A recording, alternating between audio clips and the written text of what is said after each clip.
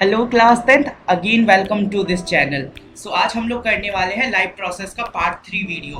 Part 1 and part 2 uploaded है इस channel पे। अगर आपने नहीं देखा है तो you can go and check those videos, क्योंकि पार्ट 3 आप तभी देखो अगर आपका ये रिवीजन कर रहे हो या फिर अगर आपने ये चैप्टर पहले पढ़ रखा है। नहीं तो उससे पहले आप जाकर के पार्ट 1 एंड पार्ट 2 वीडियोस देखिए ताकि आपके जो कॉन्सेप्ट है वो क्रिस्टल क्लियर हो जाए। And I will recommend you to video last तक देखिए, क्योंकि ये स्टडी वीडियो है, कोई टेक या फिर ऐसी वीडियो नहीं है कि आपको आधे में ही समझ में आ जाएगी। ये स्टडी वीडियो है, सो आपको इसको पूरे लास्ट तक देखना चाहिए ताकि आपके कंसेप्ट जो है क्रिस्टल क्लियर हो सके। ठीक है, so in this video we are going to deal with basically respiration. तो चलिए इसी अच्छी बात के साथ आज का लेक्चर स्टार्ट करते हैं और हमारा टॉपिक रिस्पायरेशन स्टार्ट करते हैं। देखिए रिस्पायरेशन आपके सामने मैंने एक रिस्पायरेशन की डेफिनेशन भी दी है और एक पिक भी लगा के रखा है। तो अब चलिए रिस्पायरेशन ये तो हमारा आधा टॉपिक है, बट हम लोग को रिस्पायरेशन का मीनिंग समझना है ना। व्हाट इज रिस्पायरेशन, है ना। हमने पिछले क्लासेस में बात की थी about digestion, absorption, assimilation, egestion and काफी सारी इसी के रिगार्डिंगली चीजें। सो आज हम लोग डिस्कस करने वाले हैं अबाउट द रिस्पायरेशन, क्योंकि हमने जितना भी न्यूट्रिशन लिया, जितना डाइजेस्ट किया, अब उसका हम करेंगे क्या, से हम लोग एनर्जी बनाएंगे। तो एनर्जी बनाने की प्रोसेस जो है हमारी रिस्पायरेशन है। ठीक है, एनर्जी बनाने की प्रोसेस हमारी रिस्पायरेशन है। हमने जितना भी न्यूट्रिशन लिया, जितना भी डाइजेस्ट करना था किया, अब सेल तक तो वो चला गया। अब एनर्जी बनेगी नहीं तो हमारे पास अब काम की चीज रहेगी क्या, है ना। सो दैट्स व्हाई हम लोग क्या करते हैं, एनर्जी बनाने का काम करते हैं रिस्पायरेशन के थ्रू। अब बच्चों को दिक्कत होती है कि रिस्पायरेशन एंड ब्रीथिंग में, दो चीजों में। तो ब्रीथिंग बच्चा देखो क्या होता है ना कि आप सिर्फ ऑक्सीजन को लेते हो, इनहेल करते हो और एक्सहेल करते हो। But in respiration you just not inhale and exhale. आप इसमें क्या करते हो, आप इसमें जस्ट इनहेल एक्सहेल नहीं करके आप इसमें एनर्जी प्रोड्यूस करवाते हो फूड से। जितना भी आपने अमीनो एसिड्स वगैरह एब्जॉर्ब कर लिया था उससे आपको एनर्जी चाहिए, एटीपीज चाहिए। सो आपको ये रिस्पायरेशन करनी पड़ती है। सो आई होप कि आपको ये थोड़ा सा ओवरव्यू रिस्पायरेशन का समझ में आया हो। अब चलते हैं रिस्पायरेशन की प्रॉपर डेफिनेशन एंड उसके रिगार्डिंगली कुछ टर्म्स, उसके organs and beautiful parts of the respiration. चलिए, तो क्या बोलता है कि respiration is the oxidation of the food substances with the release of energy into the living cells.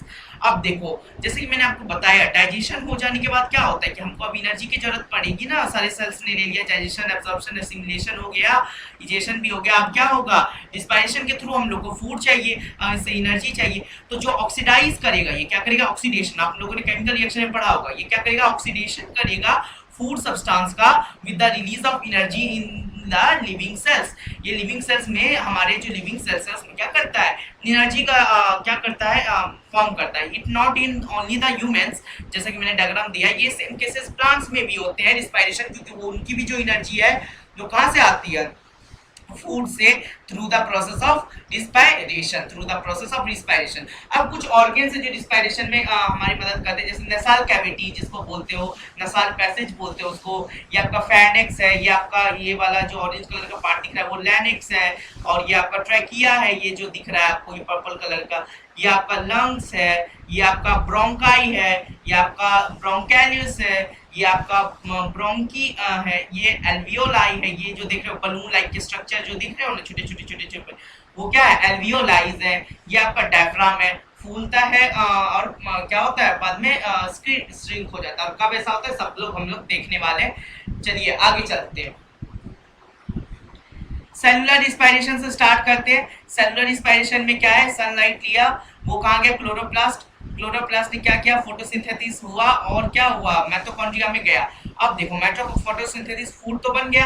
अब देखो माइटोकॉन्ड्रिया क्या क्या होता है, हमारा पावर हाउस ऑफ सेल क्यों बोला जाता है, क्योंकि यहाँ पे एनर्जी जनरेट होती है। फिर उसे क्या होता है, सेलुलर रिस्पायरेशन, जिससे CO2 और H2O निकलता है एज अ वेस्ट प्रोडक्ट। अब हमको पता है कि हमारे जो सेल्स ने उन्होंने क्या किया है, कुछ चीजें एब्जॉर्ब की है और उनसे एनर्जी निकालने के लिए उनका ऑक्सीडेशन करना पड़ेगा। तो ऑक्सीडेशन करने की प्रक्रिया को ही सेलुलर रिस्पायरेशन कहते हैं। तो कुछ organism do not use oxygen called anaerobic respiration, some organism use oxygen called aerobic respiration. Yes. अब आपको इसमें दो टाइप के रिस्पिरेशन भी जानने होंगे। रिस्पिरेशन भी दो टाइप्स के होते हैं, जिसमें एक में ऑक्सीजन का यूज होता है और एक में ऑक्सीजन का यूज नहीं होता है। जिसमें ऑक्सीजन का यूज होगा उसको बोलेंगे एरोबिक, और जिसमें ऑक्सीजन का यूज नहीं होगा उसको बोलेंगे एनारोबिक रिस्पिरेशन। आई होप कि आपको ये समझ में आया हो। ये देखो, ये एब्सेंस ऑफ ऑक्सीजन होता है और ये प्रेजेंस ऑफ ऑक्सीजन रहता है एरोबिक रिस्पिरेशन में। ठीक है, तो चलिए इसी अच्छी बात के साथ आगे स्टार्ट करते हैं।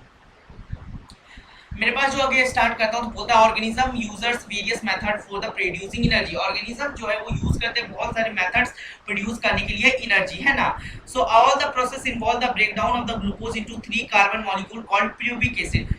वेरी मोस्ट इंपोर्टेंट क्वेश्चन, क्या होता है रिस्पिरेशन में इन्वॉल्व करता है ब्रेकडाउन ऑफ ग्लूकोज को, क्या करता है तोड़ता है इनटू 3 कार्बन मॉलिक्यूल, जिसको हम लोग कहते हैं प्यूबिक एसिड। प्यूबिक एसिड में, ठीक है, सारे प्रोसेस इन्वॉल्व करते हैं ब्रेकडाउन ऑफ ग्लूकोज इनटू किसमें 3 carbon molecules called pyruvic acid में। अब देखिए next thing, the process takes place in cytoplasm. और ये जो प्यूबिक एसिड करने का फॉर्मूला है, ये जो प्रोसेस है, ये जो ब्रेकडाउन हो रहा है ग्लूकोज का 3 कार्बन मॉलिक्यूल्स में, ये जो ब्रेकडाउन हो रहा है ना ग्लूकोज का 3 कार्बन मॉलिक्यूल्स में, वो कहाँ होगा? वो होगा साइटोप्लाज्म में। हमारा साइटोप्लाज्म आपने सेल पढ़ा होगा तो आपको पता होगा कि सेल के पूरे जो लिक्विड भरा हुआ रहता है, जेल भरा हुआ रहता है, उसी को तो साइटोप्लाज्म बोलते हैं ना। तो उसी में क्या होता है, प्यूबिक एसिड का फॉर्म होता है, जिसको हम लोग 3 कार्बन मॉलिक्यूल्स, ठीक है। अब देखो, ग्लूकोज टूटा, एडीपी और एटीपी यानी कि adenosine diphosphate, ATP adenosine diphosphate एक एनएडीएच में बदलता है और एक एनएडी में, ठीक है। और वो सब जाकर के प्यूबिक एसिड 3 कार्बन मॉलिक्यूल्स का फॉर्मेशन करते हैं। अब ये एडीपी एनएडीएच वगैरह क्या है वो आगे जाकर के डिस्कस करेंगे, ठीक है। चलिए आगे चलते हैं। अब देखो क्या हो रहा है इन ईस्ट लाइक ऑर्गेनिज्म। अब देखो ईस्ट के जैसे ऑर्गेनिज्म जो कि फर्मेंटेशन करते हैं, जो कि प्यूबिक एसिड को कन्वर्ट कर देता है इथेनॉल और कार्बन डाइऑक्साइड में। ये जो ईस्ट के जैसे ऑर्गेनिज्म होते हैं जो कि एनारोबिक रिस्पिरेशन करते हैं, बिना ऑक्सीजन की यूज किए ही रिस्पिरेशन करते हैं, वो क्या करते हैं ना कि जो प्यूबिक एसिड है हमारे पास, जो 3 कार्बन मॉलिक्यूल्स का प्यूबिक एसिड है, उसको कन्वर्ट कर देता है आइदर इनटू इथेनॉल और द कार्बन डाइऑक्साइड। ये दो चीजों में वो कन्वर्ट कर देता है और इसी प्रोसेस को कहते हैं फर्मेंटेशन। इसी के कारण आप लोगों ने अगर केक का एग्जांपल देखे होंगे तो केक क्या होता है, स्पॉन्जी हो जाता है, फूल जाता है, ब्रेड वगैरह फूल जाता है ना। So due to what, due to the carbon dioxide का उसके लेवल बढ़ जाता है और उस को वो बढ़ा देता है। सो दैट्स व्हाई क्या होता है, फर्मेंटेशन की वहाँ पे प्रोसेस होती है, जो कि काम करता है ईस्ट, खुद को डिवाइड करता है और क्या करता है इथेनॉल और कार्बन डाइऑक्साइड प्रोड्यूस करके उसको बढ़ा देता है, उसका डो का स्ट्रक्चर ऐसा ही होता है ना। No oxygen is use, so called anaerobic respiration. यहाँ पे कोई भी ऑक्सीजन की यूज नहीं हो रही है, सो एनारोबिक रिस्पिरेशन। वाइन कभी कभी बनाया जाता है, वाइन ग्रेप्स का वाइन या फिर आपके शैंपेन वगैरह, तो उसमें क्या होता है ईस्ट का यूज होता है, so in the formation of what, nothing but alcohol. So the breaking down of glucose into the ethanol, that is nothing but C2H5OH plus carbon dioxide plus ATP. So that is the formula of the fermentation. Glucose का क्या हो रहा है, ethanol में formation हो रहा है, carbon dioxide बना रहा है और एनर्जी एटीपी और कार्बन डाइऑक्साइड भी रिलीज कर रहा है। आई होप कि आपको ये समझ में आया हो। नहीं समझ में आया तो आप मेरे को जरूर एक बार बताना। चलिए आगे चलते हैं। आपको ये फॉर्मूला समझ में आ गया है, बहुत इजी है, मैंने आपको समझाया ना। ग्लूकोज का इथेनॉल, कार्बन डाइऑक्साइड और एनर्जी में फॉर्म हो जाता है। सो यहाँ पे जो है 2 मॉलिक्यूल्स ऑफ एटीपी निकलता है, वेयर अगर एरोबिक की बात करें तो वहाँ पे 38 मॉलिक्यूल्स निकल के आते हैं, है ना। चलिए आगे चलते हैं। अब एरोबिक रिस्पिरेशन जो कि सबसे ज्यादा इंपॉर्टेंट है, आपके aerobic respiration rather than the anaerobic, क्योंकि ह्यूमंस की अगर हम बात करेंगे तो उसमें एरोबिक ही होता है, प्लांट्स वगैरह में एरोबिक ही रिस्पिरेशन होता है, वेयरएज कहीं कहीं एनारोबिक होता है in the case of fungi वगैरह के केस में, ठीक है।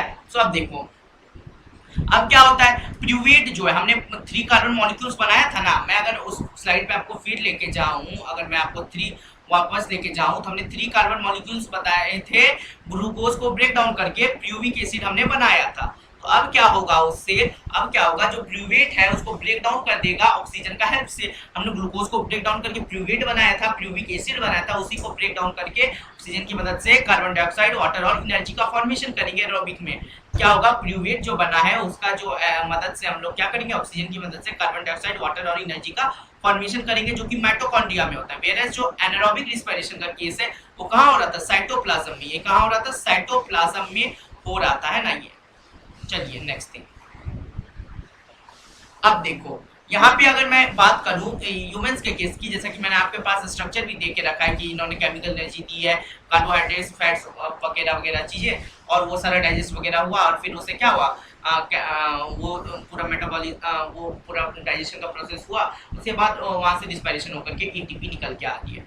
अब देखो ग्लूकोज का अगर मैं यहाँ भी बताऊँ तो ग्लूकोज के साथ ऑक्सीजन रिएक्ट कर रहा है, फॉर्म कर रहा है कार्बन डाइऑक्साइड, वाटर और एनर्जी, वो भी 36 एटीपी मॉलिक्यूल्स है ना, 36 एंड एटीपी मॉलिक्यूल्स। ग्लूकोज जो है वो जब ऑक्सीजन के साथ रिएक्ट कर रहा है तो कार्बन डाइऑक्साइड और वाटर और 36 एटीपी मॉलिक्यूल्स निकल रहा है। मेरे अगर एनारोबिक की बात करूं तो वहां पे 2 एटीपी मॉलिक्यूल्स ही निकल रहे थे, 2 एटीपी मॉलिक्यूल्स ही वहां पे निकल पा रहे थे, है ना। यहाँ पे 36 निकल के आ रहे हैं, अप्रोक्स 38 भी कहीं कहीं लिखा रहेगा, तो that is also not wrong. तो एरोबिक रेस्पिरेशन में जो है 36 ATP molecules as energy, while anaerobic respiration releases 2 ATP molecules from 1 molecules of glucose. ठीक है, एरोबिक रेस्पिरेशन में 36 या 38 मॉलिक्यूल्स ऑफ एनर्जी निकलता है, और एनारोबिक में 2 ही मॉलिक्यूल्स ऑफ एटीपी निकल के आता है। तो इसमें क्या हुआ, हमारा ये हमारा प्रोसेस पूरा हुआ, है ना, ये पूरा हुआ। ये कहाँ पे होता है, ये देखो सबसे पहले क्या होता है, ग्लूकोलाइसिस होता है, ग्लूकोज को तोड़ करके प्यूरेट में बदलता है, यहाँ पे 2 एटीपी प्रोड्यूस होता है। ये फिर क्या जाता है एसिटिल कोआ में, फिर कर्व साइकिल से होते हुए 2 एटीपी प्रोड्यूस करता है, और इलेक्ट्रॉन ट्रांसपोर्टेशन चेन में 32, तो 32 हुआ हमारा इलेक्ट्रॉन ट्रांसपोर्टेशन चेन में 32, कर्व साइकिल में 2 एटीपी प्रोड्यूस हुआ, एंड हमारा जो ग्लूकोलाइसिस में भी 2 एटीपी प्रोड्यूस हुआ, है ना। सो उसी के कारण हमारा पूरा मिलाकर के 36 होता है, कहीं कहीं आपको 38 भी देखने को मिल जाएगा, दैट इज आल्सो राइट। चलिए, अब ह्यूमंस में भी कभी कभी रिस्पायरेशन में गड़बड़ी हो जाने की वजह से एनारोबिक वाला फेज झेलना पड़ जाता है। सो जब ह्यूमंस में अगर ऐसा केस देखने को मिले तो वहाँ पे एक चीज नई फॉर्म होती है जिसको इथेनॉल बोलते हैं। इसके केस में इथेनॉल फॉर्म हो रहा था ना, बट यहाँ नहीं होगा, क्योंकि यहाँ पे इथेनॉल की जगह एक नया सब्सटेंस फॉर्म होता है जिसको आपने पढ़ा होगा अपने केमिकल वाले चैप्टर्स में, लैक्टिक एसिड बोलते हैं उसको, लैक्टिक एसिड बोलते हैं, जो कि हमको मसल क्रैम्प्स देता है। हमारे जब क्या होता है, जब हम ज्यादा वर्कआउट करते हैं या फिर दौड़ते वगैरह है तो हमारी बॉडी को ज्यादा ऑक्सीजन की जरूरत पड़ती है, हमारी बॉडी को ज्यादा एनर्जी की जरूरत पड़ती है। सो उसके लिए वो क्या करता है कि वो एनारोबिक रेस्पिरेशन के थ्रू जाता है और उससे जो है मॉलिक्यूल्स निकाल के ले आता है। बट यहाँ पे जो है एनारोबिक में लैक्टिक एसिड प्रोड्यूस होने के कारण काफी ज्यादा परेशानियां झेलने को मिलती है। So we are doing continuous hard work और causing pain in the muscle for later. तो क्या होता है, कंटिन्यूअस हार्ड वर्क करने के कारण क्या होता है, काउज करता है, पेन कर देता है मसल में, उसके कारण क्या होता है, लैक्टिक एसिड प्रोड्यूस होते हैं उसी के लिए। हम देखो, due to the lack of oxygen pyruvate converted into lactic acid, यहाँ पे क्या होता है, कार्बन के कंपाउंड जो है वो लैक्टिक एसिड में कन्वर्ट हो जाते हैं, क्यों, लैक ऑफ ऑक्सीजन के कारण, है ना, उस वक्त ऑक्सीजन थोड़ा कम हो जाता है। अब देखो ये ग्लूकोज हुआ, ये कहाँ गया, ये प्यूरेट को तोड़ा और उसे 2 लैक्टेट बना करके निकाला। ठीक है, ये क्या हुआ, 2 लैक्टेट बना करके हमारा निकाल दिया। सो इस प्रोसेस में क्या होता है, हैवी एक्सरसाइज वगैरह करते हैं तभी ये जनरली हम लोग को देखने को मिलता है। चलिए नेक्स्ट थिंग देखते हैं, the ATP molecule produced during the respiration used for other ectothermic reaction in the cell. जो एटीपी मॉलिक्यूल्स, आप देखो एटीपी मॉलिक्यूल्स जो रिलीज होते हैं वो तुरंत यूज नहीं हो जाते, वो रखा जाता है, वो स्टोर कर दिया जाता है ताकि जो है फर्दर यूज किया जा सके। तो जो एटीपी मॉलिक्यूल्स निकल के आया प्रोड्यूस ड्यूरिंग द रेस्पिरेशन, जो रेस्पिरेशन के ड्यूरिंग निकल के आया, यूज फॉर किसके लिए होता है, अदर एंडोथर्मिक रिएक्शन में। एंडोथर्मिक माने जिसमें हीट की इन्वॉल्वमेंट होगी। सो अदर एंडोथर्मिक रिएक्शन जहां जरूरत होगी वो एटीपी मॉलिक्यूल्स आपको एनर्जी प्रोवाइड करते रहेंगे। कहां से निकाल करके, आपके माइटोकॉन्ड्रिया से निकाल के आपको देते रहेंगे, चाहे मैन हो चाहे ह्यूमन हो, सबको मिलेगा वो एनर्जी जो कि फॉर्म होती है store in the form of ATP and NADH। चलिए अब अदर थिंग का बात करें तो aerobic organism ensure sufficient supply of oxygen. हम लोग को पता है कि एरोबिक जो है उसमें इंश्योर करना पड़ता है सफिशिएंट सप्लाई ऑफ ऑक्सीजन, नहीं तो क्या होगा, रिस्पिरेशन हो नहीं पाएगा, है ना। हायर एनिमल्स जो है उनकी रिस्पिरेटरी सिस्टम जो है बड़ी बड़ी होती है, तो उसमें सप्लाई करने के लिए ऑक्सीजन तो मुश्किल होता है। सो हमको पता है कि हमारे रिस्पिरेटरी कैरियर में जो है वो कौन सप्लाई करता है, haemoglobin to all the parts of the cell. ये देख सकते हो, मैंने आप फिर से आपके सामने एक स्ट्रक्चर दे दिया है, अगर उस स्ट्रक्चर को नहीं देखा था तो आप इस स्ट्रक्चर को देख करके फेरिंक्स, लाइनेक्स, ट्रैकिया, ब्रोंकाइलस, ब्रोंकाई, ये जो दिख रहा है एल्वियोलाई, लंग्स, डायफ्राम, ये सारे नसाल कैविटी, नसाल पैसेज, नोज, माउथ, सारी चीजों को आप देख सकते हो और समझ सकते हो, और इन सारी चीजों से मैं आपको डील भी करवाने वाला हूँ, नो वरीज। नसाल पैसेज में क्या होता है, नसाल पैसेज से आपका जो है या नसाल कैविटी से सांस आप लेते हो वो धीरे से जाता है नोज के थ्रू एंटर करते हुए, और जाता है वो पहले फेरिंक्स में, फेरिंक्स से होते हुए लैरिंक्स में जाकर के ब्रोंकाई के थ्रू होते हुए वो कहाँ पहुंचता है, ब्रोंकाइलिस में, ब्रोंकाइलिस से होते हुए उसमें क्या होता है, बलून स्ट्रक्चर जिसको बोलते हैं हम लोग एल्वियोलाई, फिर वो उससे होते हुए वो कहाँ पहुंचता है, वो लंग्स में पहुंचता है, वो कहाँ पहुंचता है ऑक्सीजन, वो लंग्स में पहुंचता है। तो जिस वक्त लंग्स में हम लोग क्या करते हैं, जब हम सांस लेते हैं, अगर आप ट्राई करो सांस लेते हैं तो वो हमारा डायफ्राम जो है उस पर जगह बन जाती है, जब हम सांस छोड़ते हैं तो क्या होता है, वो वापस क्लोज हो जाता है, जिससे हम जब सांस ले रहे होते हैं तो उसको ज्यादा जगह की जरूरत पड़ती है ना, सो दैट्स व्हाई। तो क्या मैंने बताया कि नसाल पैसेज से अंदर गया, फेरेंक्स और लैरिंक्स से थ्रू होते हुए ट्रैकिया, ब्रोंकाइलिस, एल्वियोलाई तक पहुंचा, और उसके बाद पूरे लंग्स में फैल गया। ड्यूरिंग दैट टाइम क्या हुआ कि लंग्स जो है वो क्या हुआ, सांस लेते वक्त ज्यादा स्पेस बनाया, और जैसे ही सांस छोड़ा वैसे ही स्पेस थोड़ा कम हो गया। चलिए, अब हमने ये तो देखी ह्यूमंस की केस की बात, अब ह्यूमंस की सारी बात नहीं करेंगे, अबाउट द प्लांट को भी मौका देंगे। तो प्लांट में रिस्पायरेशन भी हम लोग को अब पढ़ना है। तो प्लांट रिस्पायरेशन में क्या पढ़ना है हम लोग को, अब देखो इसका मैकेनिज्म इतना भी ज्यादा कुछ कॉम्प्लेक्स नहीं है, बट पढ़ना है। तो देखो रिस्पायरेटरी ऑर्गन जो प्लांट का है वो नॉट एक प्रॉपर ऑर्गन नहीं है, जैसे कि हमारे अंदर लंग्स है, फिश में गिल्स है, और भी अदर अदर एनिमल्स में जो स्किन वगैरह से कर लेते हैं, but in the plants case ऐसा बिल्कुल भी नहीं है। रिस्पायरेटरी ऑर्गन और जब प्लांट है एक प्रॉपर ऑर्गन नहीं है, उसमें क्या होता है, लार्ज इंटरसेलुलर स्पेस होता है, मॉइस्ट सेल होता है जो कि कांटेक्ट ऑफ एयर के साथ रहता है ना, मॉइस्ट सेल होते हैं जो कि हमेशा कांटेक्ट ऑफ एयर के साथ रहता है।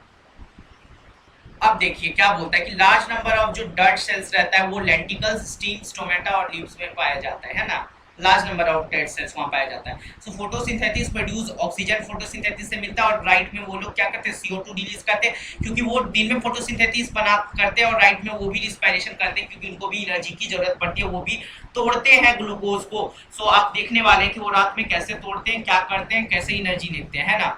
सो अब देखो एनिमल्स के केस में हमने प्लांट के केस में अभी जस्ट देखा कि वो रात में क्या करते हैं, रिस्पायरेशन करते हैं, रात में रिलीज करना शुरू करते हैं CO2, और दिन में प्रोड्यूस करते हैं O2। ठीक है, चलिए नेक्स्ट थिंग, एनिमल्स के केस में क्या होता है, एनिमल इवॉल्व डिफरेंट ऑर्गन्स रहते हैं उनके पास लेने के लिए, जैसे कि ऑर्गेनिज्म जैसे स्पॉन्जेस, यहाँ पे मैंने कुछ रिस्पायरेटरी ऑर्गन्स और कुछ नाम दे रखे हैं, जैसे कि स्पॉन्जेस, फ्लैटवर्म, कोलेंसेंट्रा के लिए वो क्या करते हैं, सिंपल डिफ्यूजन का यूज करते हैं respiratory organ, earthworm moist cuticle का, इंसेक्ट ट्रायल सिस्टम का, एक्वेटिक एनिमल गिल का, स्पाइडर्स क्या करते हैं, बुक लंग्स का यूज करते हैं, रिप्टाइल्स, बर्ड, मैमल वगैरह लंग्स का यूज करके रिस्पायरेशन करते हैं। एक्वेटिक एनिमल्स में क्या होता है, वो ज्यादा ब्रीथ फास्टर करते हैं, और क्या करते हैं एक्वेटिक एनिमल्स जो है ऑक्सीजन को डिजॉल्व वाटर से ही लेने का काम करते हैं, क्योंकि उनके पास कोई, इसीलिए उनके पास गिल्स होती है, वो क्या करते हैं अलग कर लेते हैं ऑक्सीजन को वाटर से जो कि डिजॉल्व होता है। डिजॉल्व ऑक्सीजन जो है low water compare to air, air में तो बहुत ज्यादा ऑक्सीजन है, लेकिन वाटर में जो डिजॉल्व ऑक्सीजन है वो क्या होता है, थोड़ा कम होता है। अब देखो टेरेस्ट्रियल एनिमल में respiratory membrane max surface area, thin surface, moist place inside the body.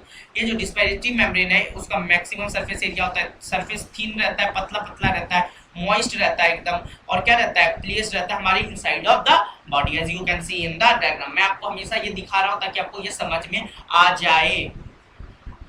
चलिए, in the human the intake of oxygen is done through the nostrils. Human में क्या होता है, इनटेक ऑफ ऑक्सीजन जो होता है वो नॉस्ट्रिल्स के थ्रू ही होता है, थ्रू द नॉस्ट्रिल्स। ह्यूमंस में क्या होता है, intake of oxygen done through the nostrils. अब क्या होता है, air passing through the nostrils filter by the fine hairs. मैंने आपको पहले भी ये बात बताई थी, अभी भी मैं बात बता रहा हूँ कि एयर जो पास किया हमारे नोज के थ्रू वो क्या हुआ, नॉस्ट्रिल्स में गया, फिल्टर हो गया फाइन एयर के through that line of the passage. और जो म्यूकस है लाइनिंग वार्म द एयर, जो वो क्या करता है, लाइनिंग करता है वार्म एयर का। ठीक है, पहले क्या हुआ, इनटेक किया ऑक्सीजन का थ्रू द नॉस्ट्रिल्स, नॉस्ट्रिल्स ने क्या किया, फिल्टर कर दिया एयर को, और म्यूकस ने lining of the warm air का। ठीक है, चलिए next thing, they ensure that air passage do not collapse. वो क्या इंश्योर करते हैं नसाल पैसेज की, जो वो एयर का जो पैसेज है वो कोलैप्स ना कर जाए।